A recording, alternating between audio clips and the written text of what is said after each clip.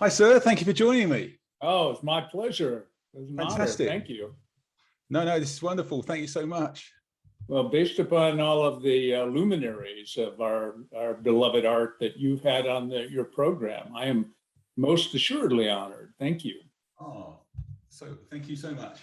Yeah, wonderful. No, we're very pleased and delighted to see you here today with me. Fantastic for you to join me on Black Belt interviews. Yes, you're right. We've had many wonderful grandmasters and masters so far, and so you very much compliment that so much. So thank you for being here. I'm honored. Yeah, well, we worked out the time difference, so it's a little bit early for you, but no, actually, I've already done yoga with my wife this morning and had my coffee, petted my dogs, and all of the above. So it's all good. Yeah, fantastic. Yeah, fantastic. So, and you're in New Hampshire. Indeed, yes, up in the beautiful White Mountains of New Hampshire, which are extraordinarily white at the moment. Yeah, I've seen some photographs. Quite envious, actually, because we've got a kind of, we're coming into spring. It's warming up a little bit. Still a lot of rain and so forth, but yeah, where you are, it's very white and very pretty. And yeah, and now where are you exactly? I am south of London by about 30 miles. Oh, okay. I'm near an airport called Gatwick. A lot of people use that. Sure. Yeah. I've been in and out of Gatwick on numerous occasions. So yeah. I worked for a company for a period of time, and we had offices in Bedford. So I would get up to Bedford quite frequently. And my son actually finished his master's degree at Durham University, up in the north, up there. Yeah. He was he and his wife actually they were not married at the time, but they both went there to A, get their master's degree in international business, and B, coach their volleyball teams, the male and female volleyball teams, and they took them both to national championships while they were there coaching. Oh wow! Yeah, that's great. Yeah. So you're quite used to coming to this side of the world yourself.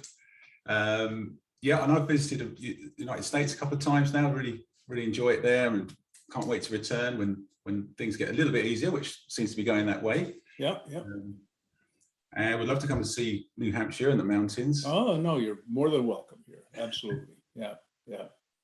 So thank you. So you sent me your CV, which was fantastic, amazing CV, I have to say. And just getting to know you briefly, as I have done through social media, and just. Right. I managed to download your book. I'm working my way through your novel. Thank you. Fantastic. I'm really enjoying it. And I'm glad you are. Okay, great. And I've seen some great examples of your music. You're very into music, sir. You play the guitar. Yeah. Play guitar, write songs, sing, so on and so forth. And that was what kept my sanity in check when I returned from Vietnam. I spent a couple of years basically doing only that. Just kind of bouncing around, playing music here and there, and it was a good thing for me. Yeah, wonderful. I mean, such an array of things that you're involved in. So, but martial arts, Taekwondo, particularly, has always been there for you. Always, yeah, seemingly.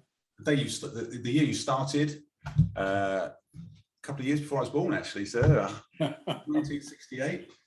Is that when you first? So I began my training in Taekwondo after returning from Vietnam. So unofficially with a fellow who's now a master and who was my best friend. I met him in Vietnam and we became very close friends.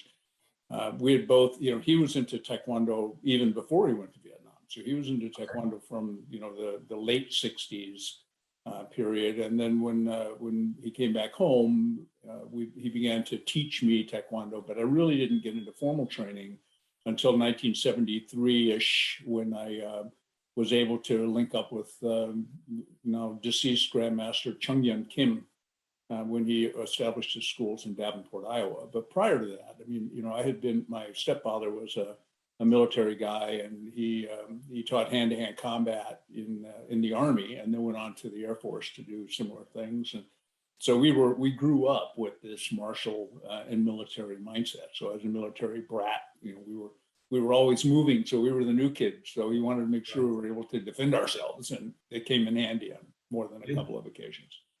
Yeah, fantastic. I mean, you mentioned that you was in Vietnam. Yes. You got to see the ROK White Horse Division. I did, yes. And that left an impression on you, what you saw there? Yeah, that was, I mean, you know, when you watch these guys training, you know, so they typically trained in Dobak, but occasionally they would train in field gear because that's, you know, you train as you fight, right, at the end of the day. To watch these guys do jump spinning heel kicks while, you know, in full combat regalia was more than a little bit impressive. I mean, obviously as soldiers, you know, we learned basic hand-to-hand combat and basic weaponry, I mean, the use of the bayonet and use of the rifle and use of the rifle as a club, in effect. And then going through long-range reconnaissance training school, we learned some more advanced techniques, particularly with the blade. We don't want to go into some of the missions that we were involved in, but nevertheless, it was more advanced and not something you hope to ever use on the street, but nothing was like what we were seeing from the guys in the White Horse.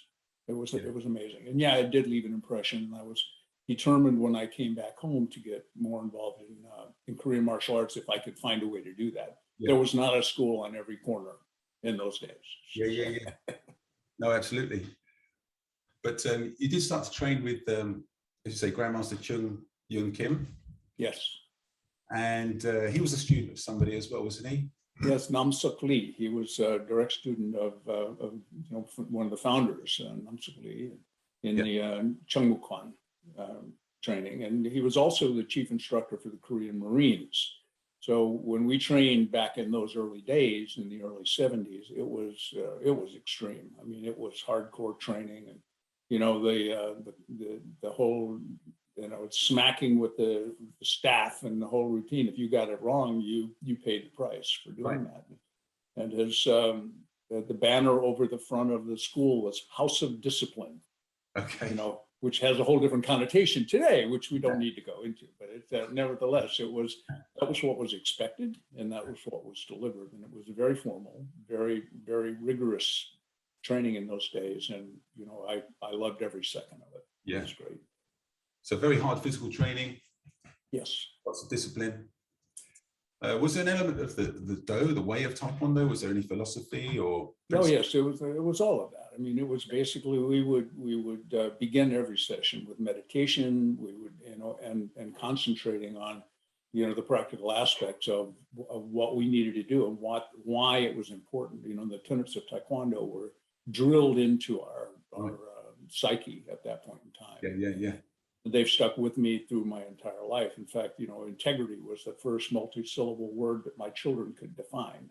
Okay. You know, because of going through that, and it really was. I mean, how you can live a great life by just living by those, you know, courtesy, integrity, perseverance, self-control, and dominable spirit. I mean, those are the framework of a great life. And I learned a lot. I was lost, frankly, in my own life at that time on a personal level. Relatively lost. I mean, I would say I wasn't wandering around homeless, but I was certainly not focused until I started training with Supreme Grandmaster Kim. And that brought something back to me that allowed me to recenter myself and refocus. You know, it was very formative for me. Yeah, wonderful, sir. So great to hear it from yourself. You know, those early days, say, with the military and so forth, and discovering Taekwondo, the Korean martial art, and it doing so much for you at that time. And obviously people listening can understand that. But obviously people are discovering Taekwondo in much different circumstances now. It's kind of, for some, it could be a family activity, a coming together, you know. I think it's very important that people understand the roots and how far it's come and where it all began. So did that then begin the American Taekwondo Association? Yeah, he founded the American Taekwondo Federation, ATF. And we had these really cool jackets with ATF on the back. And I had to many times explain that it did not stand for automatic transmission fluid or, you know, it was a different thing. But yes, so he did form that federation at that time, along with Grandmaster Hyuk Cho. And, you know, and some of the other guys. And then he went on to found Taekwondo Times magazine, but by that time I had moved away from that area and was training with a different set of instructors who were also associated with him and were somewhat junior to him under Nam Suk Lee in Korea, the Choi Brothers, before I came, they came over here. Yeah. So how did that change? Was it a particularly different change for you? It really was. It was interesting in that, I moved because, my wife at the time got pregnant and wanted to move back to near her mother and father, which, that kind of thing happens and you do what you got to do. So I wound up moving to a smaller community many miles away, and yet I would come back. And at the time I was a blue belt, and Master Kim would say, "You teach, you go, you teach." Right. Even though I said, "I'm not a black belt," he said, "You teach, So, but anyway, so I wound up, initially, I wound up at a junior college where I began to teach. And then we were fortunate to get Grandmaster Yong Duk, who came to that area and began to teach at that school. He was a Judo Kwan practitioner. Yeah. And I trained with him for a few months until I started working in a town called Peoria, Illinois, which is in the middle of nowhere, but Caterpillar Tractor is headquartered there. Okay. And through that, I got an opportunity to go, early to work. And I found the Choi Brothers, who had just recently, I was the first serious student of Grandmaster Yong Duk Choi, and at the time, Master Yong Duk Choi and Master Yong Sung Choi.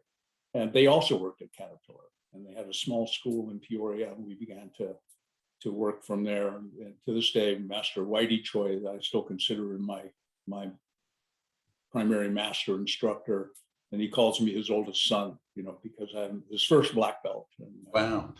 Yeah. I stayed very close with those guys at that time, but they also taught. It was a transitional period, right? Let me go back into that. So we started with the Changwon patterns at Grandmaster Kim's school. That's what we learned. Yeah. Chanji Dangon Dosan, so on and so forth. And that was also what we were being taught with the Choi Brothers, because they basically had the same heritage, right? The same lineage coming down. You may hear my dog bark in the background. I apologize for that. It's a noisy. But regardless,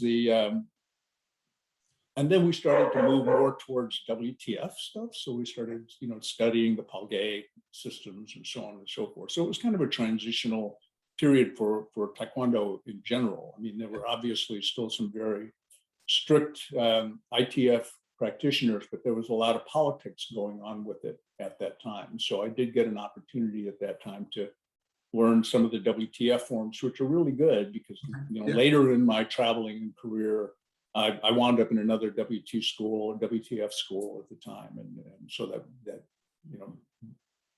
worked out pretty well for me at the end of it. Yeah. But, back to the Choi Brothers, these guys are dynamic, and they still are. They don't sit still. They're always creating something new.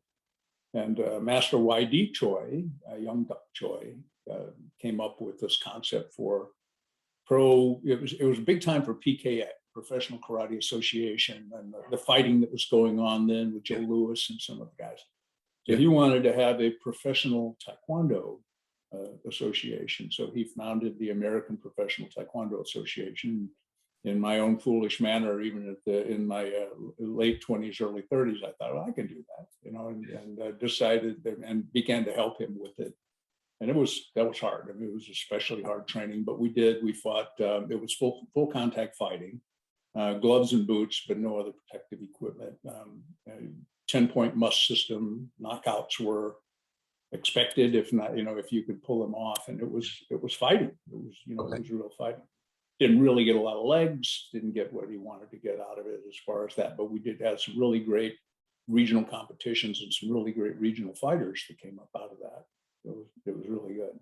Yeah. So this is around about 1979, 1980? 79, 78, 79-ish. Yeah, right about, I got my black belt in 78, so it was right about 78 when we started getting into all that. So this was like you say, that the karate side of things was going in that kind of professional fighting way with some recognized names.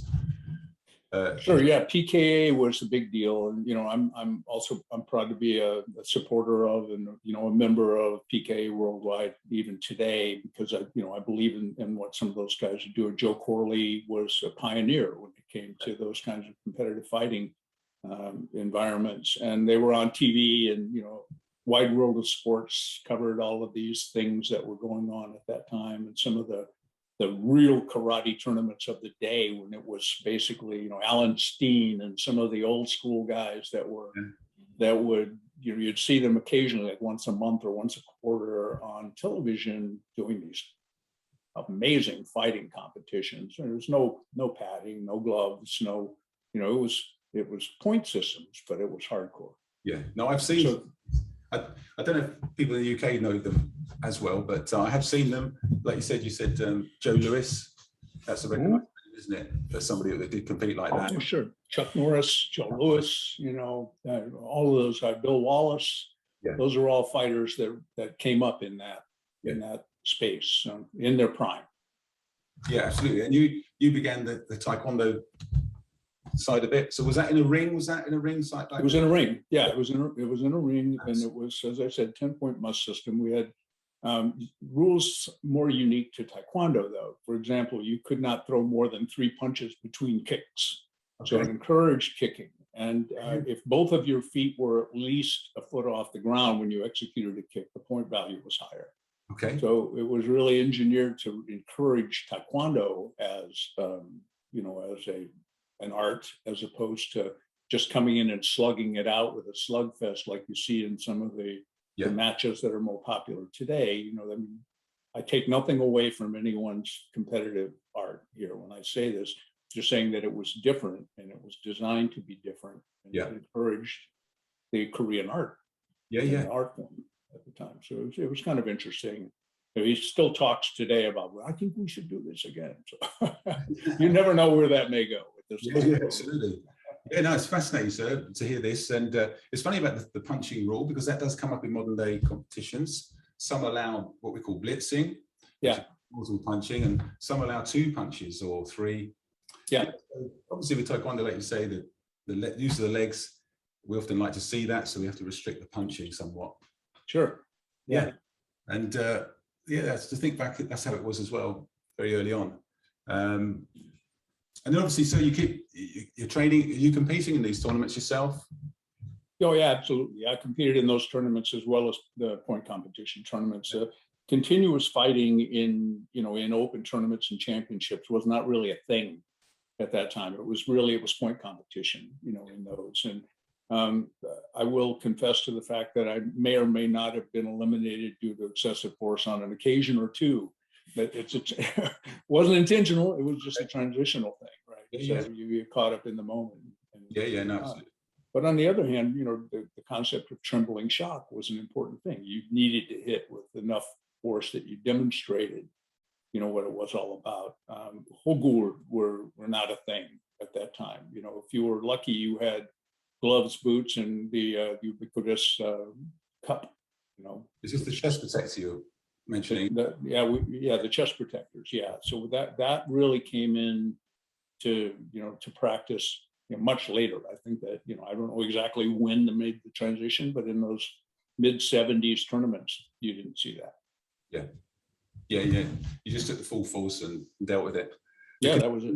Yeah. You conditioned yourself for it, sir. You take the hits in training. Absolutely, we trained like we would fight. At the end of the day, it was. I still have, interestingly enough, an old Choi Brothers uniform from back in the day, and the blood stains are still obvious. But it was, it was the way we trained, and it was the way we fought, and it's the way you competed at the end of the day. I mean, but you know what? It was a great spirit of competition. I can't say that I saw any of those early tournaments where the competitors came away angry at each other, frustrated if you didn't win, obviously, and that was a natural thing, but certainly not angry as a result of it, regardless. I mean, who among us has not come away with a bloody nose or a busted lip over the course of time, But yeah, so it was a different world in those days. So good time for you, sir? Yes, yeah, it was great. Yeah. And then you're teaching as well at this time and training and. Oh, at this time? Yeah. I train. I have a dojang here on my property, where I train 3 days a week, and I have a couple of private students. COVID kind of hurt me a little bit in that regard, but I do. I travel quite a bit. In fact, I'm going to Omaha, Nebraska, halfway across the country, in another couple of weeks to a major tournament that's held out there by Grandmaster Jeff Hellaney. I don't know if you've had the opportunity to get to know Jeff Hellaney. Yeah. So Jeff has a great tournament out there, the Omaha Martial Arts Championships. It's been good. It was been on sabbatical like many others for these last couple of years, but now it's come back this year, and we'll go out there.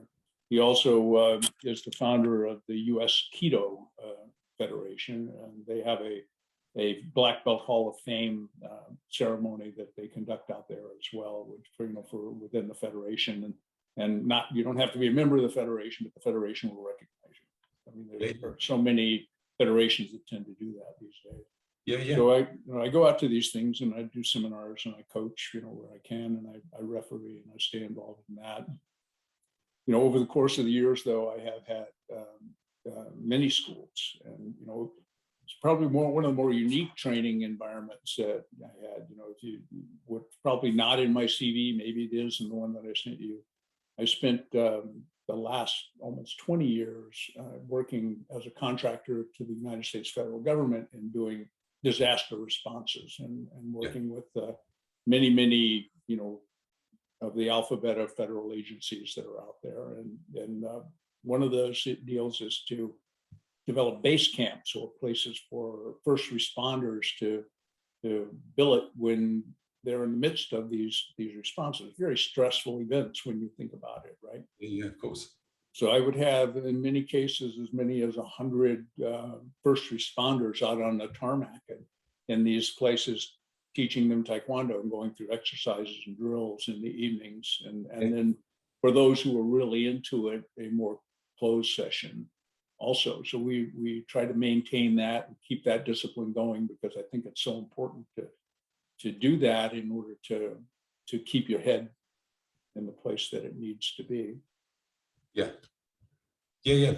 very much so. Yeah, I didn't see that in the CV yet. That was amazing that you're able to do that for these people. Like you say, they deal with a lot of stressful events, and Taekwondo martial arts can bring them back to a sort of the center, a stable place to be, and deal with those kind of things. I'm sure, and it burns off some of those extra joules of energy that you weren't able to get out, and maybe take out some of the frustrations that you felt during the day, because it is that. I mean, you see things, and some things you can do something about and some things you can't, and many times the things that you can't do something about are those that are the most stressful and weigh on you most. And having an outlet for that, I think, is important. Taekwondo is a great solution for that. Yeah.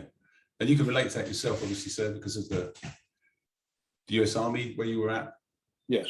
How Taekwondo's helped you, and yes, and through everything else, in my life, because again, as bringing my children up, I mean, you try to find a path to do it, and of course, they all have a good religious foundation as well, but you need something even beyond that. It's sometimes hard for a child to understand some of the more esoteric things around, other than the golden rule, right? And the 10 commandments and those sorts of things. But what else? Where's another structural foundational thing that supports all of that? And I think the tenets were critical to all of that, and teaching them all of those things. And to this day, all of my children, I have 5, my wife has 2. Haven't been able to indoctrinate her 2 yet, but all of my 5 can repeat the tenets even to this day and understand what it means. Yeah, no, 100%. So I remember learning the tenets in the early days of my Taekwondo. I was in my 20s and thought it was a good idea, sensible kind of things. But as I got older, I've got kids of my own, I realized I reflect on them for everything. Like you said, they're my answers to all my challenges that come my way. Yeah. And they do that too now. So it goes way beyond the physical training itself.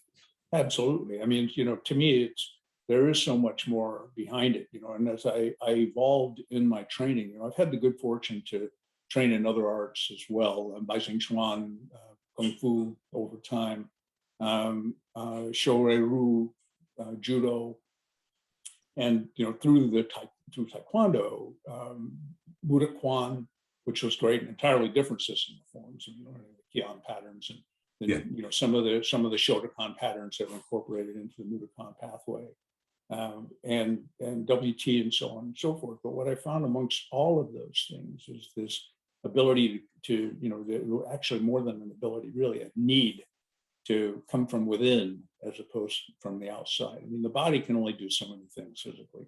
There are only so many ways to turn your hips. There's only so many ways to throw a punch. I don't care who thinks that their system is different or it's better. Physics are physics are physics are physics. The internal elements of it, though, and you can sort of tell whether or not an instructor or a system really focuses on bringing out that strength. I mean, I've had people talk about the fact that chi is bullshido, right? And Mac Dojo stuff. But it all depends on how you define that, right? Yeah, listen, I even went to a George Dillman seminar for a 3-day seminar with George Dillman.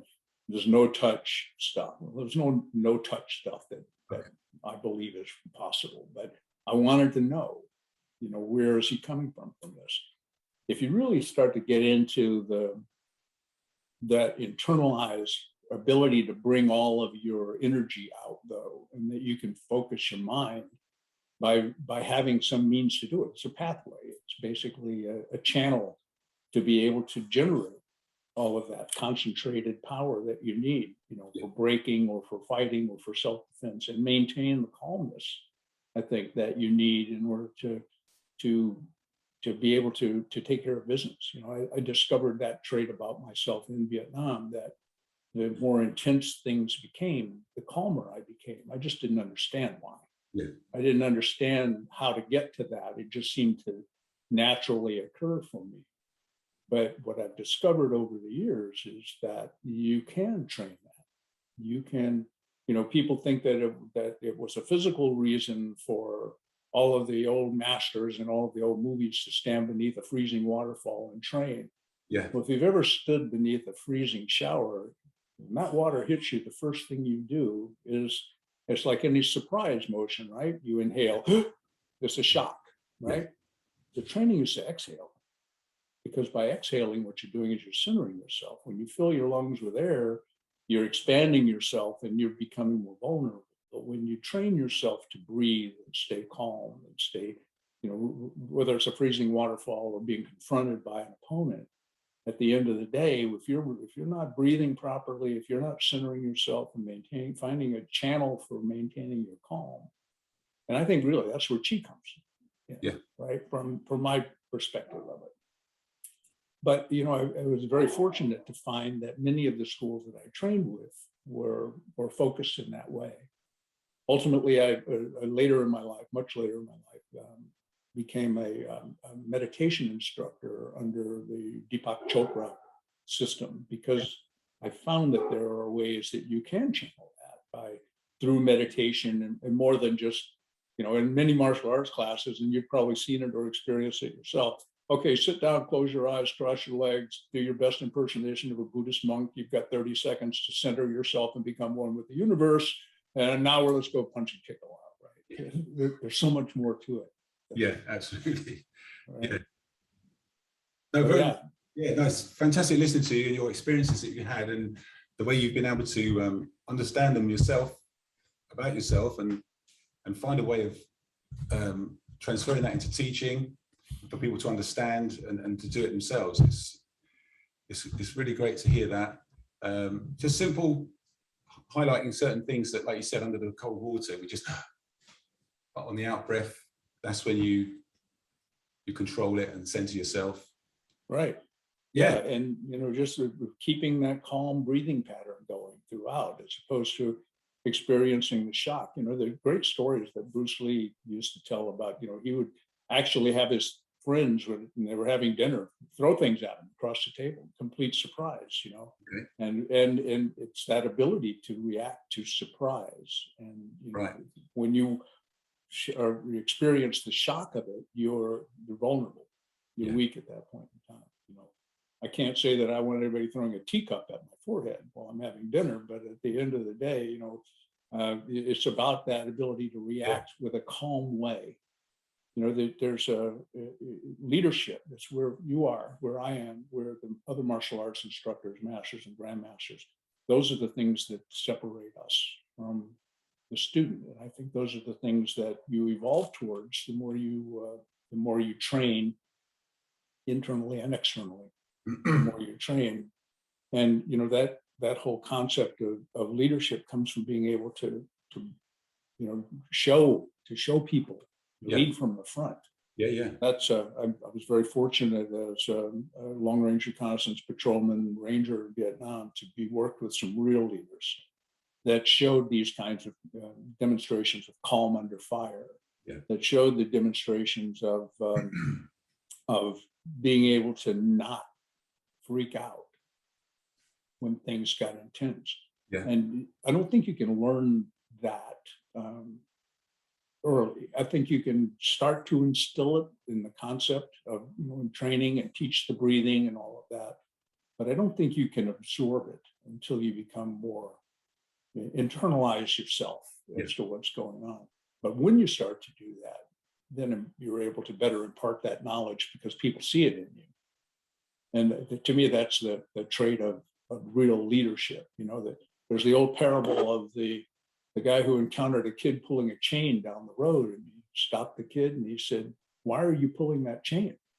And the kid looked at him and said, "Well, mister, have you ever tried to push one down the road?"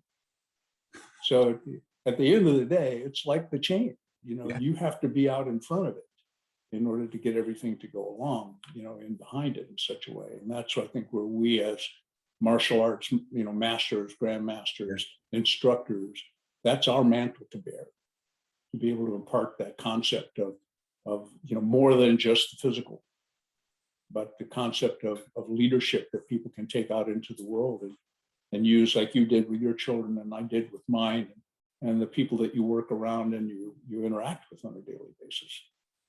Yeah, very much so. And the kind of things you're talking about are not bound by any particular martial art. No. Particular way of doing something, punching, kicking. Like you say, there's only so many ways you could do something anyway. And this has come from your background, your eclectic experience with martial arts in itself. Like you said, Taekwondo, WT, Kung Fu. You find and you find these there's something in all of them that are the same. Yeah, I think that again, it comes down to the environment that we're training in. But I have found that very fortunately in all of the people that I've had the opportunity to train with. The real masters. Someone quoted something the other day on one of the forums that I'm a member of that said, even in your school, right? 90% of your students pay the rent. 10% of your students get it, right? So, as you know, too, I mean, you've been in this game quite a while. There are an awful lot of green belts running around in this world who've never taken another lesson. Yeah, of course. There are a lot of people in this world that took 5 lessons and never want to see another pair of white pajamas as long as they live. That's right. And then there are the people like us that have made a lifestyle of it. And to do that, you can't, it isn't just inside the walls of the dojo. It's in your life. It's within you at that point in time, and it travels with you. And I'm very fortunate to have encountered a lot of great instructors. And of course, as statistically speaking, I've also encountered some that weren't so great. And those kinds, you move on, and if there's something you can learn from them and take away from them, that's great. Usually it's something very much on the physical plane. And then, you become the product of the 5 people you associate most with in your life. Right. And by not filling your life with folks who don't get it, you sort of up your odds a little bit. Feel better yourself. Yeah, that's an interesting thing you say, isn't it? 5 people. And I've certainly been experiencing very positive things by these interviews I'm doing. and meeting some fantastic people. So pleased that we've connected today, sir, because we didn't really know. We didn't really know each other. Right. Yeah. On Facebook. I'm so pleased with the kind of things you're coming up with and talking about and bringing to everybody. You know, that kind of inner knowledge, that wisdom from your personal experience is really important, I think, because we can all get a bit stuck in our own ways, stuck in our kind of our view of what martial arts and this one and that one and so forth. But really, it goes beyond all of that. Yeah, it really does. And, you know, I'm rapidly sliding into 71 years of age, and I've been doing this for almost 50 years now. And I've always tried to keep an open mind about, you know, what I'm able to learn. Wasn't always the case. I mean, it's like all of us. I mean, I joined because I wanted to be able to jump up and down and kick ass. I mean, that's, you know, that's kind of, I think that's driven an awful lot of people through the doors of a school of one nature or another. But, you know, over time, I began to see and learn and understand things, you know, a little bit better. Hopefully we all do that regardless of the discipline we choose in our life, even if it's tennis, right? I mean, whatever it is. I mean, hopefully you evolve as an understanding human being. But I think it is part of the responsibility of those of us who are, you know, listen, I got a lot less runway in front of me than I do behind me. And I understand that. And I believe that it's my responsibility to impart what I can upon others. You know, that it's a lot easier when I'm talking to folks like you, and maybe some of the audiences listening to this might click on a thing or two that I've said, than it is to teach it to, you know, your own children and family. It's the old no man is a prophet in his own hometown kind of concept. Yeah. Occasionally a light bulb comes on and think, yeah, wow, that was pretty smart. That thing you said 30 years ago. Yeah. Exactly. Yeah. That's right. So yeah, I think we got to about the early 80s a while ago. We haven't spoken about Kim Bok-man. Yes. Master. That's probably what I did find out about you, because obviously I interviewed Grandmaster Brad Shipp. Yes. Very sensitive time. I was very grateful for that, and I know you had an association with Supreme Grandmaster. So how did that come about? How did you? Well, so the Supreme Grandmaster Kim was a very good friend and mentor to the Choi Brothers, and they helped to facilitate him coming to the United States in the late 80s, 87, 88 timeframe. And he had just released his book, Practical Taekwondo, and was working with the Choi Brothers. In fact, I posted some videos recently. My own Grandmaster, Yong Duk Choi, produced a training video, and Supreme Master Kim was doing all of the Chongmen patterns in the training video, which was, you know, shows the degree of association that they had. And I helped in some ways to help him to get settled in, which I don't need to go into here, but we became good friends at that point in time. And you know, I proudly have an autographed copy of his first book that he sent me in 1988, which was really cool. And we just sort of maintained that kind of an association relationship for, you know, all of those years. I had opportunity to train with him in New Jersey, and I can tell you that, you know, even at an advanced age, when he blocked your arm, you had a welt. The man was powerful. I've heard this before. Very tough person. Yes. And so, you know, so obviously with the relationship with him in the general, you know, I think that everyone thinks, well, they were on the outs, but I think towards the end they weren't, right? So they had an opportunity to sort of salve over some old wounds, et cetera. But he was an amazing man, a human being, an amazing martial artist. You mentioned Grandmaster Brad Shipp, and, you know, I just talked to Brad yesterday. In fact, he's a little under the weather at the moment, but nevertheless, we talked about, you know, his status as a grandmaster at his young age. Yeah. And, you know, but on the other hand, he was the protege of one of the founders since he was 10 years old.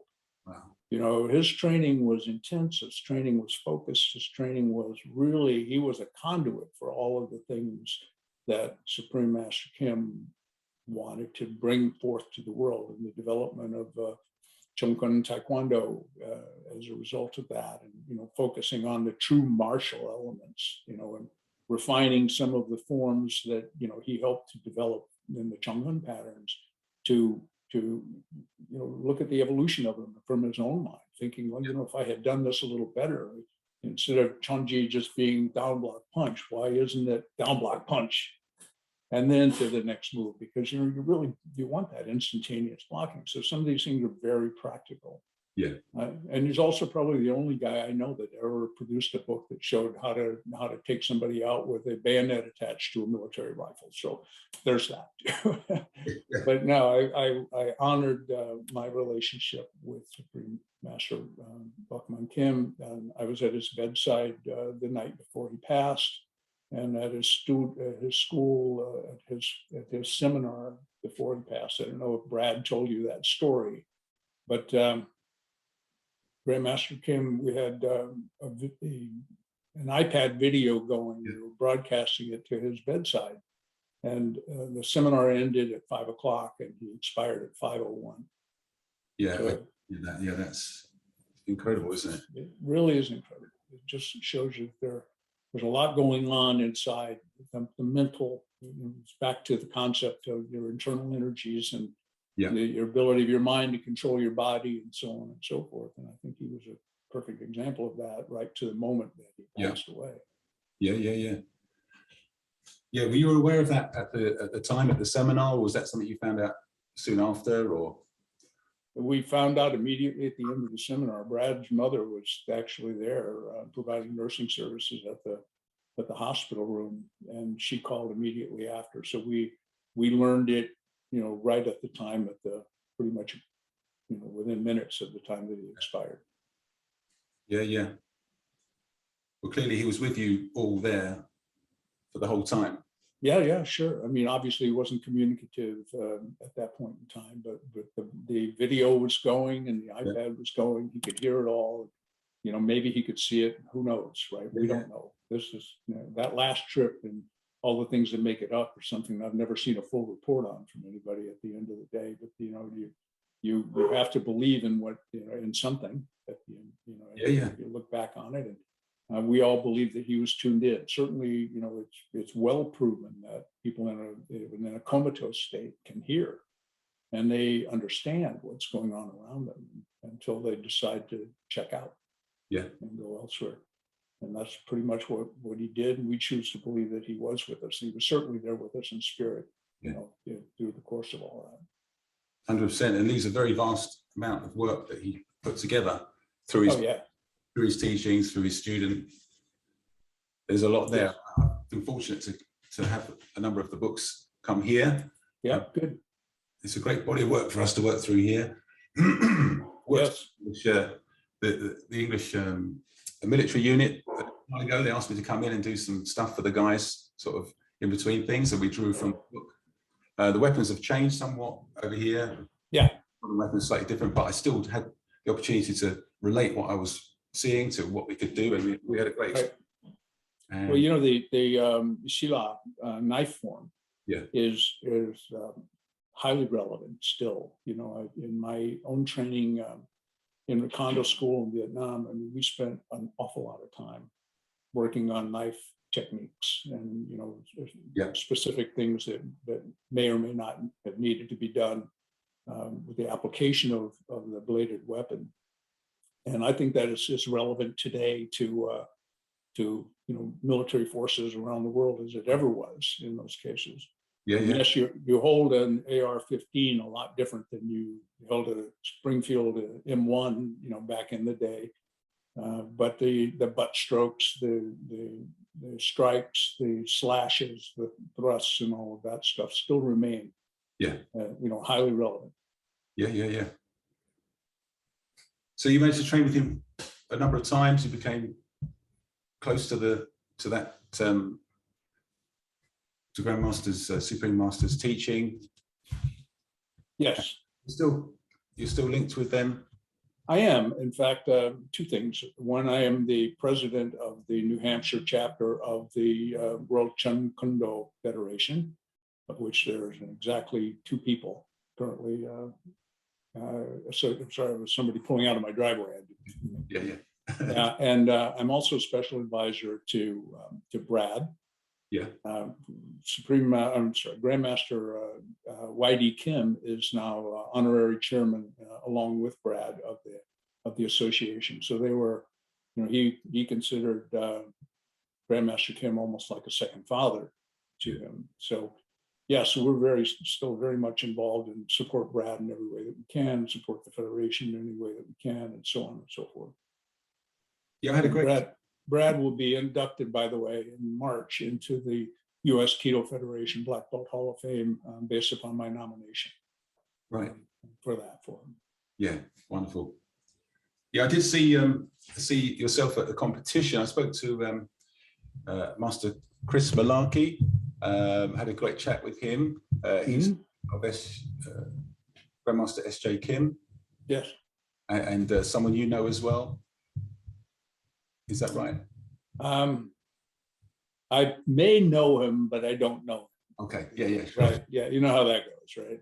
Yeah. Of course. I think you're on the panel with some of the officiating or the high table. Oh yes. That was at Brad's tournament, at the Founders Tournament. Yeah. Yes, indeed. Yeah, I was at the Grandmaster's table at that deal. I just didn't recognize the name Malarkey, but I do know Grandmaster Kim. Yeah. Yeah, real nice guy, funny guy too. I mean, he's got a heck of a sense of humor. He's hilarious, but not sure I'd want to cross him. He's been in Manhattan for an awful long time. In fact, when I worked in Manhattan for almost 20 years, I walked by his school on numerous occasions. But I lived in Long Island, 2-hour, hour and a half, 2-hour train ride away. So I was training on Long Island at the time. But many times I thought, I need to go up and see this guy. I never did. So I got to know him much later. Yeah, very much. I think he was part of the one of those original demonstration teams for the ITF. Yeah, I've spoken to Michael Cormack. I don't know if you've heard of him. Right. Yes. Mm-hmm. Yeah, great guy. And so since that time, then you now were you involved in a large tournament in Madison Square Garden? I was. That was when was that? 1993, 92. And that it evades me at the moment. I could go back and look it up. But yeah, at that time I was training with Grandmaster Y.H. Park on Long Island, WT school. Yeah. But I was also involved, in my day job. I had a job where I was a vice president for a major retail consortium, and vice president of telecommunications. Okay. So I had a lot of relationships with AT&T and MCI and WorldCom, all of the folks, many names that don't exist anymore in the telecom world out there. But all of these guys had skyboxes at Madison Square Garden. So when the 11th annual World Games was being formulated, Master Park came to me and said, "Hey, can you help us out here?" So I managed to get 3 of these skyboxes donated by the big dogs from in the telecom world. Yeah. And we had William Kim. We had a whole bunch of different dignitaries there, from the head of the WTF, head of the U.S. Olympic Committee, head of the Korean Olympic deal, head of U.S. Taekwondo. All of these folks we had them in our booth. They're in our various sky suites there to help move all of that forward. So, I was working with Master Y.H. Park and helping formulate the organization for that tournament. It was an amazing tournament, and considered the real reason that Taekwondo was officially accepted as an Olympic sport was based upon the results of that tournament. Wow. It was aired on TV, over 700 competitors in there. I've had good fortune through social media to actually virtually meet a few folks that were competing in that tournament at that time. So it was sort of a watershed event for Taekwondo as a sport, at that in that period of time. So got a really cool set of medallions, all of the gold medals, 3 gold medals from the event, that encased in lucite, that was presented to me by Master Kim, or Master Park. Yeah, what a venue to have a Taekwondo tournament. I mean, it's as iconic as it gets. What they've had there, they still have there now, but in the past, must have taken a lot to put that together. It was a lot of work, and and my piece of it was minuscule compared to what YH Park had to do, and all of the other organizers had to do to pull all that off. But it was an event. I mean, it was opening ceremonies and a processional, much like any Olympic event. It was really designed to emulate an Olympic event, and it was quite the production. I mean, the front page coverage on the New York Times, all of that is to Taekwondo. They misspelled Taekwondo, but nevertheless, TAI, I think. Oh, really? Yeah. Used to that so many times. Yeah. Right. Yeah. But yeah, so it was an impressive event, and I'm proud to have been a part of that. Yeah. Wonderful. And and currently, your life is how do you spend your time these days? Well, so sitting at home, obviously for these past couple of years, I still get out and travel. I just retired officially, somewhat. So my heart's still in the game, but I sold my business at the end of 2020 and went into a retirement status. But I bought a small motor van, a caravan kind of thing, and I go here and there in that, including to various tournaments and schools and such around. So I stay involved in remote stuff with that. Music is a big part of my life. I play, I collect guitars, I write songs, and I get to Nashville on occasion and play in some of the clubs in Nashville and so on. Wow. My wife and I do yoga 3 days a week, and I do my Taekwondo training 4 days a week in my own dojo. I'm fortunate to be able to have a good sized facility right here on premises. So, I really only have to walk 100 yards or so to get to my training hall, and equipped with all the appropriate tools of torture that we tend to use, that people think, what kind of fool are you that you want to go out and kick something hanging from a ceiling that weighs 100 pounds over and over and over again? Well, that's kind of what you do. But yeah, so those things, and then spending a great deal of time, enjoying my wife, writing books. As you know, I'm working on a sequel to the book that you're currently reading. I had written a book prior, and shameless plug. This is my first book. It's called After Disasters, and it's really more of a almost autobiographical book of my 10 or 12 years of my experience as a disaster responder, covering everything from 9/11 to Katrina, the earthquakes in Haiti, the tsunami in Japan, and some others like that. So that was the first book that I wrote. Never really thought I'd want to write a novel until I started writing it. And then I started saying, oh, this is fun. I'm going to get into this. So, and now the sequel is spewing forth. I'm up to chapter 5 in the sequel at the moment. Wow. So those are things that keep me going. Songwriting is another, but yeah. So it seems like, so you're never going to sort of hang up and say, I'm done. This is. And how can I kind of thought maybe, but I'm not that guy. I'm just, to me, I have good friends that are, my best friend from Vietnam, Master Roger Dorethy, I mentioned earlier in this discussion, he's retired. I called him up one day. I said, what are you doing today? He said, I'm not doing anything. I said, well, that's what you said yesterday. He said, well, I wasn't done. So that's not me. I can't do that. I have to have something right going on. Yeah, well, to hear you training, sir, it's fantastic to hear that. I mean, a lot of us are involved in teaching. It takes a lot of our time, but clearly, it's the training that got us there. It's the training that we must continue. And you've never let the training go. Never have let the training go. I mean, no matter what else was going on in my life, as a disaster responder, that's really when I stopped teaching formally, when I really started doing this. When I was working for a corporation, I had a schedule that I could manage to. And I could be sure that, I was going to have weekends off and that I was going to be home by X time, in most cases. and could schedule it to be home in time to teach and to participate in a class. As when I formed my own business in 2007 to do disaster response, and really prior in 2005 when I responded to Hurricane Katrina, my life changed drastically. I went into a scenario where I was literally on call 24 hours a day for FEMA and for Department of Homeland Security and a couple of other agencies, wherein if they called, I had to be wherever on the map they pointed within 24 to 48 hours, 24 if it was continental United States, further if it was the Marianas Islands or the islands or whatever. And then be fully operational in 72 hours from that. It's very difficult to commit your time. And the worst thing you can do for a student is to bring them in and then not give them what they need. So, it came clear to me that I was going to have to find other ways to impart my knowledge. And, some of the things that we discussed about the first responders and so on became a part of that. But it's, those things, through all of that, though, I continued my own training.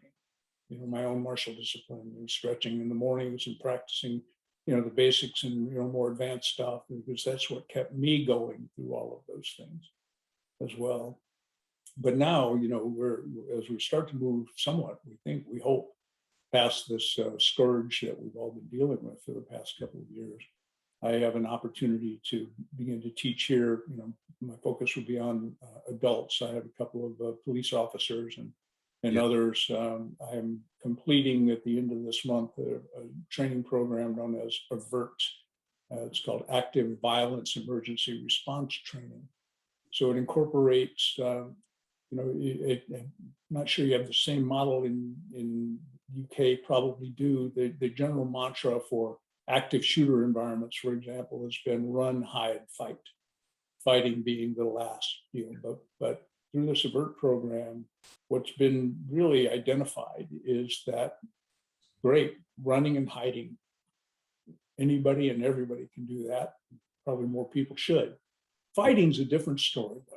What do you do? How do you do it? Do you have the mental capacity to do it? Yeah. If you're in a group with others, do you know whether you can count on your teammate or teammates to be able to do it? So the AVERT training takes that to that level of, okay, now here's what you need to do. And this is how you go about doing it. Recognizing that it's not always going to work out, the training also incorporates wound control and, and that sort of thing in case somebody actually does get injured. How do you apply a tourniquet? How do you stop bleeding? Yeah. So it goes to another level there. And my intent with that is to incorporate more of my own experience in self-defense and Hapkido-like techniques and, understanding that mindset of what it takes to fight, to be that instantaneous warrior should you need to do it. So that's all coming up. And as a result of that, then, my focus this year is to not only train some law enforcement officers, but to offer this AVERT training at no charge to hospitals and schools and other organizations that may be vulnerable to the potential of some sort of a violent act within their community. It's a way for me to give back. I'm not fortunate to be not in a position where I need to make money at any of this anymore.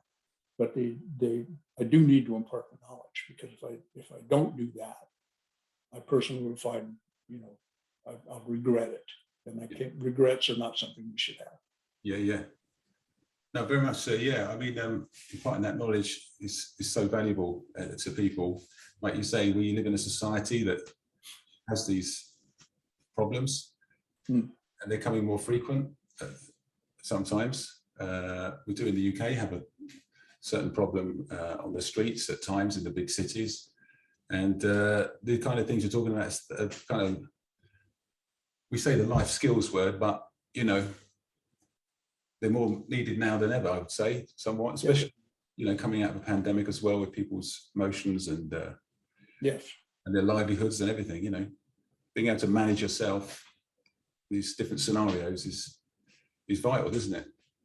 It is. And, back to what I said about understanding how to fight, or what, that it's about adjusting the mental attitude about that. I mean, we've all trained for so many things. I mean, from eye gougers to throat punches, right? Not everybody's got that. I mean, that is personally reprehensible as a concept to some people in society, but trying to bring them to the point where they recognize that in a scenario where you're defending your life or the lives of those you love or those around you, you have to find a way to check that at the door. And if you, as I said before, if you're in a group scenario, you need to know who can and who cannot do that. And maybe the person who can't do that is the perfect person to apply the tourniquet after you do it, right? Yeah, yeah. But but you need to understand those kinds of things, and not everybody is ever going to be able to do it. And I think that's why, if you look at the things we've talked about throughout all of this, and being able to control your immediate reaction to an instantaneous stress situation. So many people don't have that. You see it. You see the videos all the time. The reactions are this. Well, that's exactly what people are looking at. Yeah. People say, but I live in a good neighborhood. Well, you know what? The bad guys aren't going to get any money robbing somebody in a bad neighborhood. Yes, right. So they're going to come to a good neighborhood. So you need to understand that it can happen. So are you prepared? How can you be better prepared to deal with that? Yeah. And you used the analogy of the cold shower. And there's a lot of people doing the training where you submerge yourself in cold water, ice. Yeah. Is that a way of sort of dealing with the shock? Is that a good metaphor, or? Well, I mean, I think so. I don't think it's, if you just jump in, that's one thing, but understand, that instantaneous thing. I mean, that's great. I mean, I have a spring-fed pond out here that'll give you that thrill in the middle of July. It's ice cold spring-fed water. Yeah. But sure, I mean, that will have that ability to show you that shock, and how are you going to react to it. I guarantee if you jump into something and submerge yourself in ice cold water and take a deep breath, you're in trouble. Yeah. So, right. So but the cold shower thing, I think, is instantaneous. You turn it on and boom, it's right there. It's in your face. Yeah. And recognizing over time that you can kind of steel yourself to that. But like Bruce Lee and his teacups at dinner table. I mean, there are times in your training where, unexpected attacks, throwing something soft. In fact, part of the avert training is it comes with some foam balls, like Nerf balls, that you're expected to throw, to teach you to throw things. Yeah. But I think that encouraging people to understand how to react in that surprise moment is important, and the bad guys hoping that you're not going to, because they already have a plan. Yeah. They know what they're going to do. Yeah. Depending upon what it is. If it's an act of passion, maybe they don't. Right? Maybe they don't. But if it's an act of aggression with intent, they do. They know exactly what they're going to do. They're going to look at their watch and then sucker punch you. They're going to charge you with a blade, and it's not going to be one of those hold it out and let you react things either. It's going to be the first thing you learn in true knife fighting is you strike two ways, hard and repeatedly. Right. It's not about that one thing, but how do you try to avoid that scenario? And we don't, as a society, we're not used to that, because our expectation is one of peace. Our expectation is one of you're not going to violate my 3-foot diameter space. And when people do, and they do it rapidly, most people aren't really ready for that unless they've done what we've done for our whole lives. Yeah.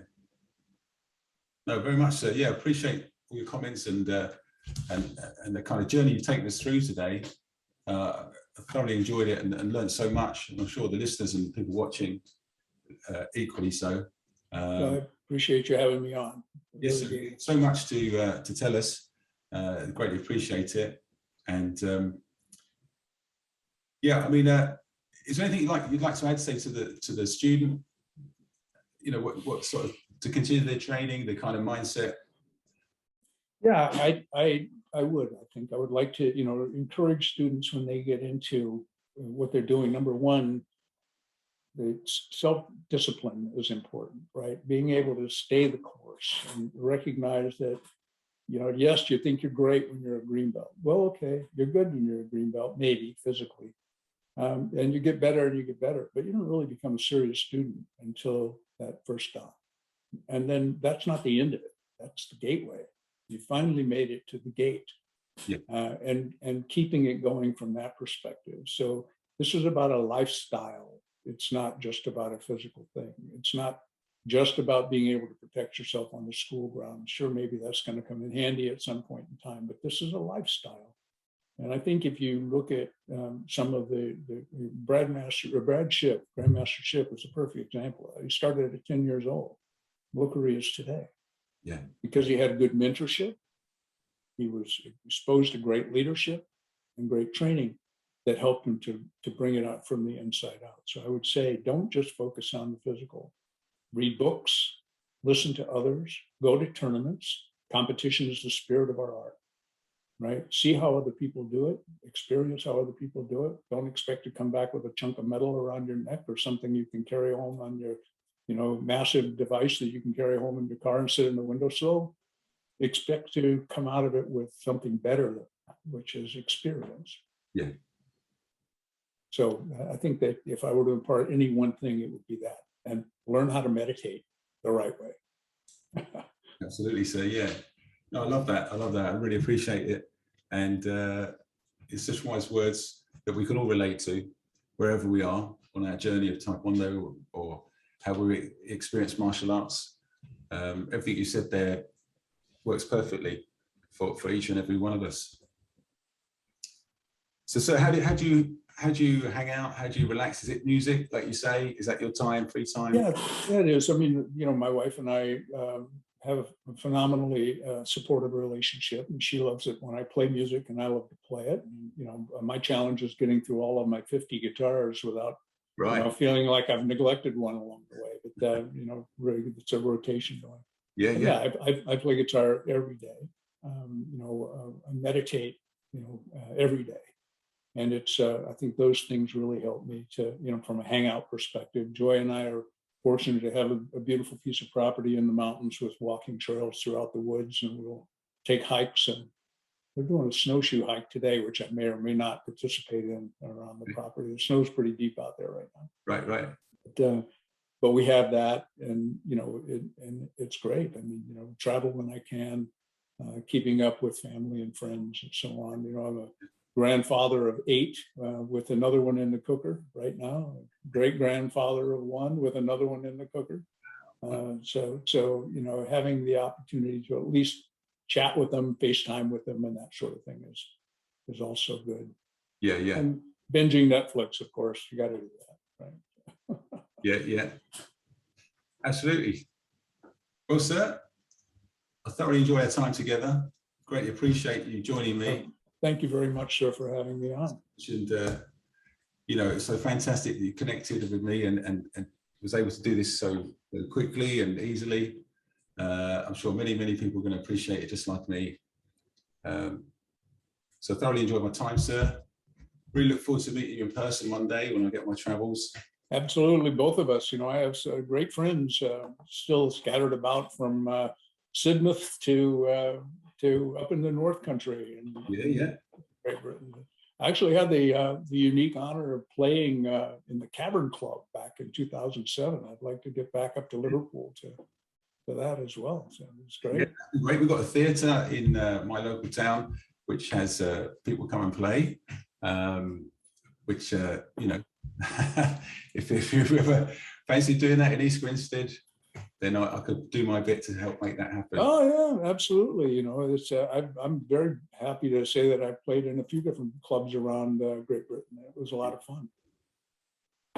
So yeah, I look forward to it. But David, thank you so much for having me on. It really I'm honored to be included in the impressive list of folks that you had the opportunity to interview. So thank you. Thank you, sir. Have a wonderful day. You as well. Look forward to speaking to you again. Yes, sir. See you online. Thanks so much, sir. All right. Bye-bye.